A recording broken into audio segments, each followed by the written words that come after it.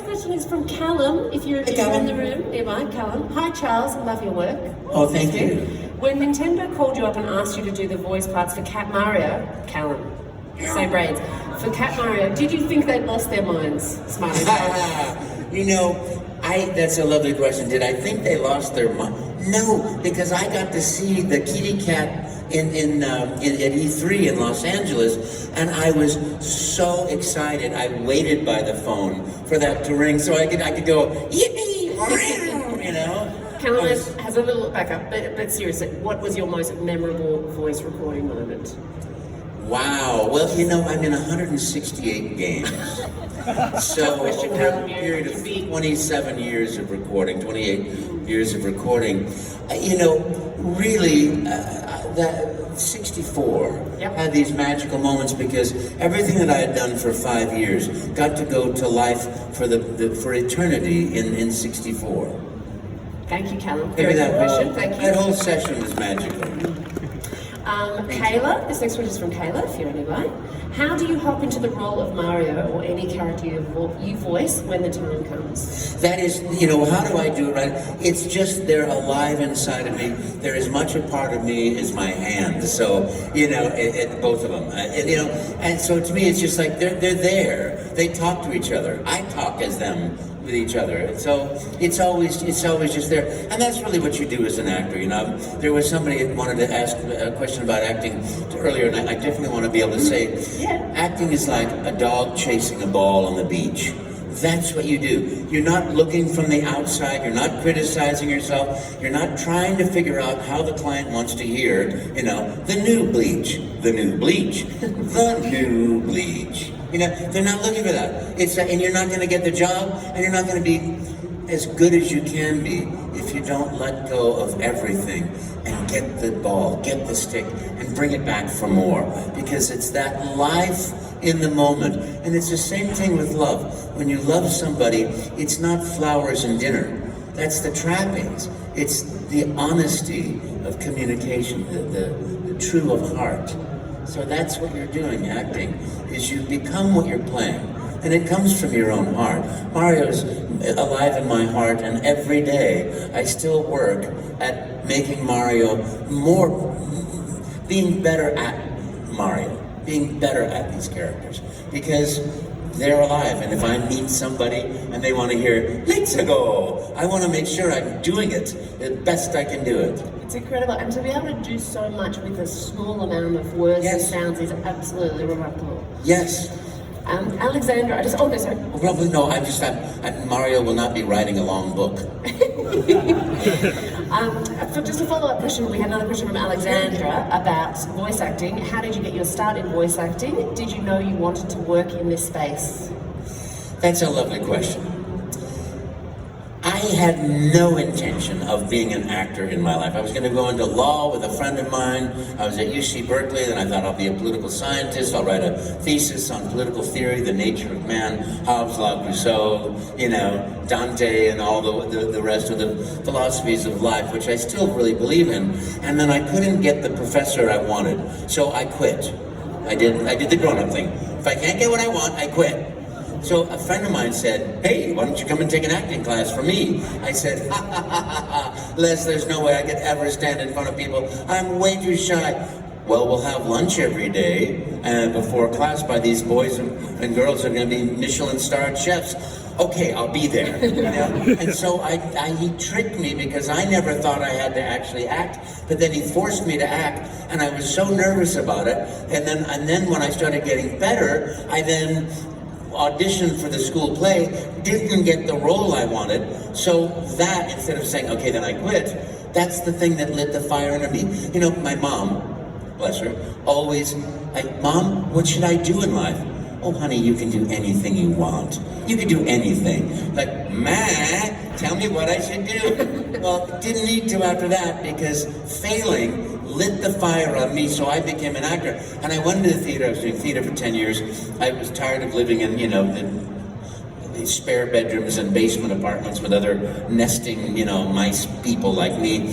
And so I tried to go into business, failed miserably, so I quit business, started going, and I got a phone call from a guy, hey, you want to audition for a corporate video? What's a corporate video? It's a video that's corporate. Oh, what do I do? Act. Okay. So I went and I did this, and it paid more money than a week in the theater. I'm like, this is kind of fun. And one day I was doing this. I was doing a commercial, the American Gothic painting of the guy with the pitchfork in front of the barn and his wife, you know, the happy people. So we're doing that for 9 hours. I have about 4 o'clock in the morning to drive down to get this done. And we finished that, and the director said, well, that was great. Listen, do you do voiceover? I didn't know what that meant. I really, you know, you'd think that a grown man would know that Fred Flintstone is not a real person. I don't think I did, because I just said, yes, I do. Well, here, read the script. I'll read the script, of course. Orchard Supply Hardware, the right item at the right price, right now. Oh, there you go. Here's another $250. I'm a voice actor. Yippee! So, you know, that's how I became a voice actor. And then I did a couple thousand commercials and corporate films and things like that. I think I've done a total of maybe 4,000. It's incredible. What a wonderful story from someone who's so shy to then fail to become one of the most famous voices and performers of all time. It's just a really inspiring, incredible story. That's very so kind. And that's what I say for everybody, because there's a shy person everywhere in this room. I'm sure there's somebody who's very shy, who feels crippled by shyness like I was. And you know something? You're so loved, more than you can ever imagine, and you are so able to step through that fear and be in the light of your own joy and happiness and fun. Believe me. Fantastic. This is a very fun one. I hope they're nearby. David, is it David? I have a question from David. Happy day. Hey, David. What is the most comical or fun voice line you've ever done? The most comical line I've ever done? Or fun voice line? Question from David. Great question. Is that you? No. Is that David? No. Is David nearby? Hi, David. Great question. Yep. Mario time. That's it. That's the favorite. Let's go. You the superstar. Do you have a favorite, David? I can't. Can you pass it down? What is it? Mario's Tunnel of Doom. Mario's Tunnel of Doom. Did I say that wrong? Mario's Tunnel of Doom. Doom, doom, doom. Thank you, David. Mamma mia. That's a lovely question. Boy, that's a hard one. Yeah. Like, and I also like, Mario, I'm coming. That's fun. Next one from Time Imp. I hope I'm pronouncing that correctly. This question is, in all your travels, what has amazed you the most about your impact overseas? I mean, I guess that's us. I don't know if they've been overseas. From where you live. When did you realise that your day job inspired and changed the world? That's a lovely question. Meeting people, it's so amazing, because I don't think I really, I'm standing in line in Heidelberg for a little fish dish, because they're famous for this fish dish at this one particular place, and someone from Turkey said, "Are you Charles Martinet?" I said, "Yes, I am." He goes, "I'm in Turkey. I know who you are, and I just love what you do. You touch everyone's heart." And I went, "Thanks. Thank you." And that's the thing about, you touch people's hearts so much more than you ever have an idea. I remember listening to this recording once, that when you drop a pebble into the water that's still a pond, the ripples go past the shore and all the way out into the universe.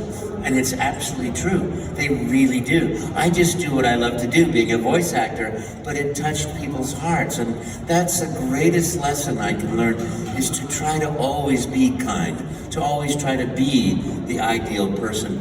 I fail constantly, believe me, but it's like an ideal to hold on to be the best you can be, whether it's what you do or who you be, to just do your best. And the key is to really be the best to you, because then you can be the best to other people. You know, so the shy person, the angry person, whatever it is, forgiving yourself, whatever it takes to move into that next place of genuinely loving yourself, looking at the person in the mirror and honestly